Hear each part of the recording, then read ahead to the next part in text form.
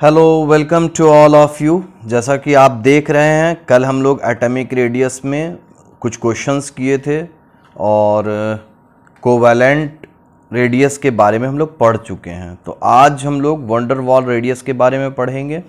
तो चलिए बिना वक्त गवाए हम लोग शुरू करते हैं। लेकिन आप लोग सहयोग के लिए चैनल को ज़रूर से ज़रूर सब्सक्राइब कर दें और अपने दोस्तों में भी शेयर करें। वीडियो को अंत तक देखिएगा ताकि कुछ कॉन्सेप्ट गेन हो सके, है ना। तभी आप जज कर सकते हैं कि वीडियो से कुछ हम लोग सीखे या नहीं सीखे। ठीक है, तो चलिए हम लोग स्टार्ट करते हैं आज वंडर वॉल रेडियाई। तो सबसे पहली बात, जैसा कि हम लोग देख रहे हैं, कल हम लोग पिछले क्लास में, कल नहीं इससे भी पिछले क्लास में कोवैलेंट रेडियाई के बारे में बात किए थे।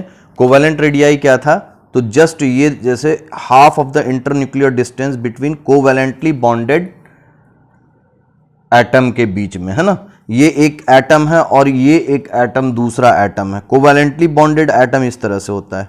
तो इन दोनों के बीच अगर हम डिस्टेंस देखेंगे तो इसी को हम लोग जो है, ये वाला जो बॉन्ड है, जो लेंथ है, इसी को हम लोग बॉन्ड लेंथ का जब हाफ कर देंगे तो क्या कहलाएगा? कोवैलेंट रेडियस कहलाएगा, जो कि हम लोग पिछले लेक्चर में पढ़ चुके हैं। तो आज हम लोग क्या पढ़ेंगे? जैसा कि हम लोग बात कर चुके हैं, आज हम लोग वंडर वॉल रेडियाई के बारे में जिक्र करेंगे। तो सबसे पहली बात, वंडर वॉल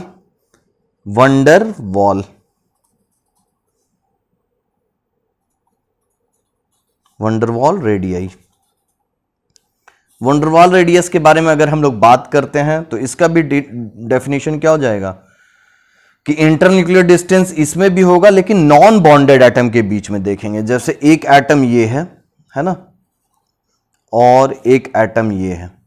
ये दोनों क्या है? नॉन बॉन्डेड एटम है। यहां पर क्या है? बॉन्डेड एटम था, इसलिए ओवरलैपिंग हो रहा था, ठीक है ना। और यहां पर नॉन बॉन्डेड एटम है। तो नॉन बॉन्डेड एटम के बीच में जो बनेगा इंटरन्यूक्लियर डिस्टेंस, उसका अगर हाफ कर देंगे हम लोग तो उसको हम लोग कह देंगे वंडर वॉल रेडियस। ये देखिए, है ना, जस्ट इसका हाफ मान लीजिए, सपोज यहां पर आता है, सपोज, तो यहां से लेके यहां तक जो होगा, इस रेडियस को हम लोग आर वंडर वॉल बोलेंगे।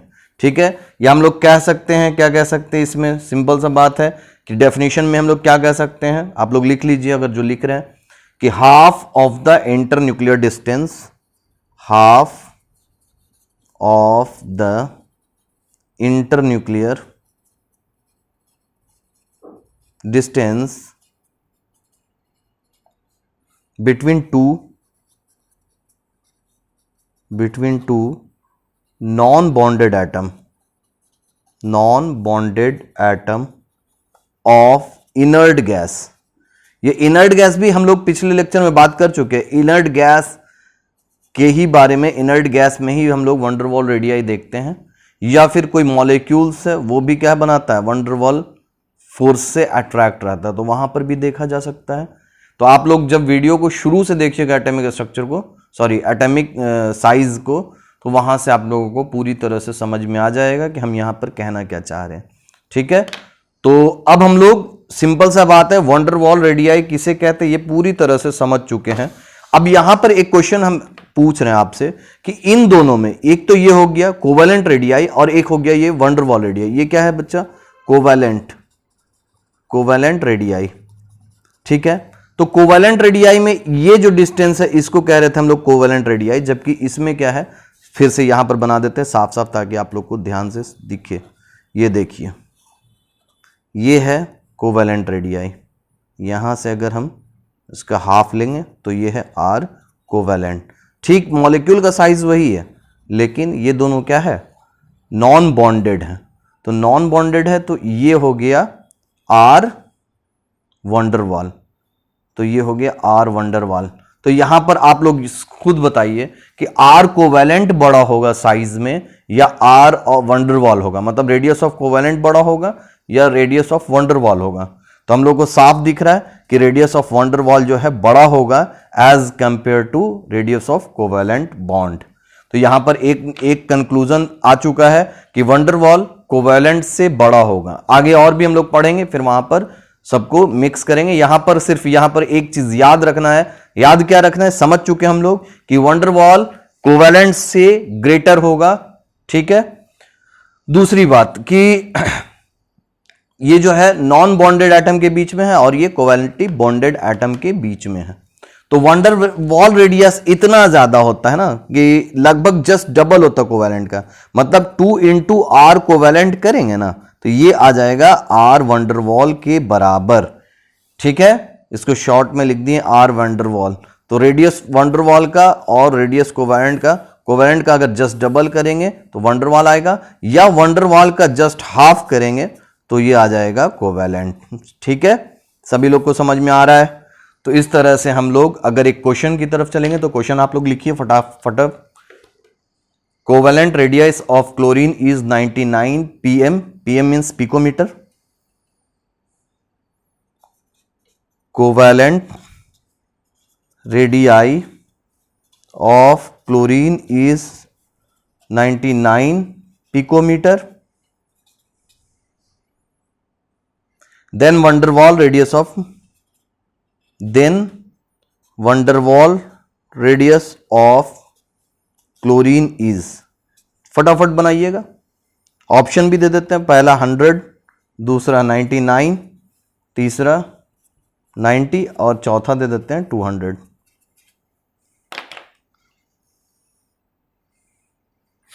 तो आप लोग का आंसर आ चुका होगा। क्या होता है? जस्ट डबल होता है, तो 99 इंटू 2 कितना हो जाएगा? 198। तो अप्रॉक्सीमेट 200 लिख सकते हैं, क्योंकि यहां पर अप्रॉक्स ही आ रहा है, ये लगभग है ना, अप्रॉक्स में है। तो 200, इससे कम 90 तो बहुत कम हो जाएगा, 99 भी बहुत कम, 100 भी बहुत कम, आंसर जाएगा 200।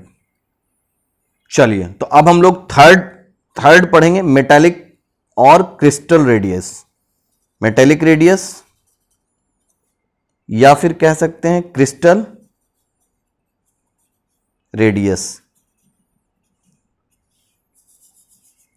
नाम से ही पता चल जा रहा है कि मेटल में हम लोग चेक करेंगे, है ना। तो half of the internuclear distance between two adjacent metal atom, same definition है सबका, आप लोग देख रहे होंगे। चलिए फिर भी लिख देते हैं, half of the internuclear distance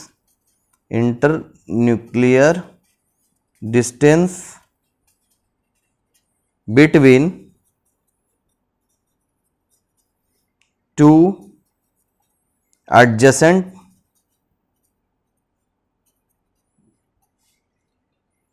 metal atom।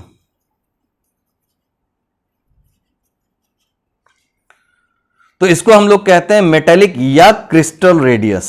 ठीक है, तो ये डेफिनेशन से पता चल गया। Next fourth, ionic radius. Ionic radius, इसके बाद फिर हम लोग कुछ क्वेश्चंस प्रैक्टिस करेंगे। तो आप देख रहे हैं कि इसमें बहुत ही अच्छे से कोशिश कर रहे हैं, जितना मेरा नॉलेज है उस हिसाब से आप लोग को सिखा पाए। तो आयनिक रेडियस में क्या हो जाएगा? सबसे पहली बात, आयंस दो तरह का होता है, केटायन होता है, दूसरा एनायन होता है। ये दो तरह का हो सकता है। तो आयनिक रेडियस में हम लोग फर्स्ट पॉइंट लिख सकते हैं, आयनिक रेडियस में फर्स्ट पॉइंट हम लोग लिख सकते हैं। क्या लिखेंगे? कि cation is always less than parent atom.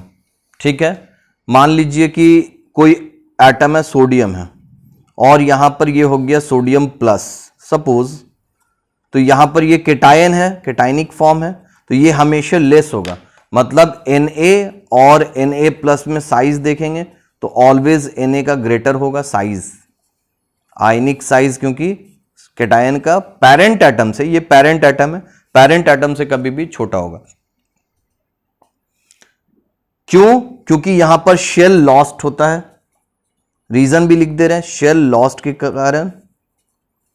तो जो भी लिखना चाहते लिख लीजिए, cation is always less than parent atom. पहला point, cation is always less than parent atom.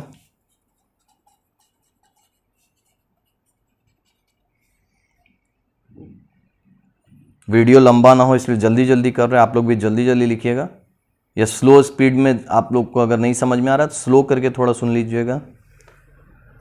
Second, shell lost. Reason क्या है बच्चा? शेल लॉस्ट हो रहा है। शेल तो समझ में आता है ना, जैसे ये सोडियम है, ये न्यूक्लियस है सोडियम का, जहां पर प्रोटॉन और न्यूट्रॉन होगा, और ये इसके चारों तरफ इलेक्ट्रॉन चक्कर लगा रहा है। तो सोडियम का इलेक्ट्रॉनिक कॉन्फ़िगरेशन हम लोग लिख चुके हैं, 1s2 2s2 2p 6 3s1। तो यहां पर कितना हो गया? फर्स्ट शेल में कितना है? 1s2, मतलब 2 इलेक्ट्रॉन है। फर्स्ट शेल में 2 इलेक्ट्रॉन है। सेकेंड शेल ये है 2s2 2p6, मतलब सेकेंड शेल में कितना इलेक्ट्रॉन है? 8 इलेक्ट्रॉन चक्कर लगा रहा है। और थर्ड में कितना है? थर्ड में 1 इलेक्ट्रॉन है, 1 इलेक्ट्रॉन है ये। तो जैसे ही अगर इसका 1 इलेक्ट्रॉन निकालेंगे तो ये पूरा शेल खत्म हो जाएगा, बस साइज इतना ही रह जाएगा।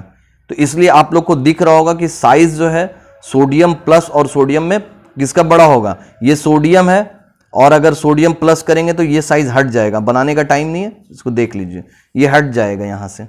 जैसे ही ये हटेगा तो सिर्फ 2 और 8 बचेगा इलेक्ट्रॉन। तो जाहिर सी बात है कि 2 ही शेल बचा है, ऐसे 3 शेल है। सभी लोग को समझ में आ रहा है? अगर नहीं समझ में आएगा तो हम मोर सेक्शन में जाकर के आप देखिएगा, जीमेल का आईडी भी दिया हुआ है, वहां पर आप अपना फोन नंबर दीजिएगा तो हम आपको डायरेक्ट कांटेक्ट भी कर लेंगे, या फिर एफबी अकाउंट भी है, तो जहां से भी आप कांटेक्ट कर सकते हैं, कांटेक्ट कीजिएगा। या फिर कमेंट सेक्शन में जाइए, कमेंट कीजिए, आपके कमेंट का पूरा पूरा जवाब देने की कोशिश करेंगे।